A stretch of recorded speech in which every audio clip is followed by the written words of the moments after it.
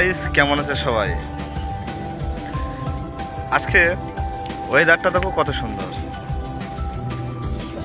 এই ওয়েদারে একটা তোমাদেরকে খুব দামি কথা বলতে চাই আমাদের বন্ধুদেরকে নিয়ে। দেখো, দিন যতই খারাপ হোক না কেন, আমার এই দুই বন্ধু যদি পাশে থাকে, আমার পুরো দিনটাই ভালো চলে যাবে। খারাপ দিনও ভালো করে নেবো আমরা। দেখো, এই